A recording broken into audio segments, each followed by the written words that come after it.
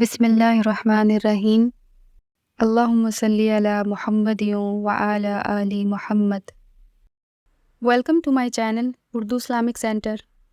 حضور فرماتے ہیں کہ ایک شخص نے وصیت کی تھی کہ جب میں مر جاؤں تو مجھے بڑا ڈر آتا ہے، میں اللہ کے حضور کس طرح کھڑا ہوں گا۔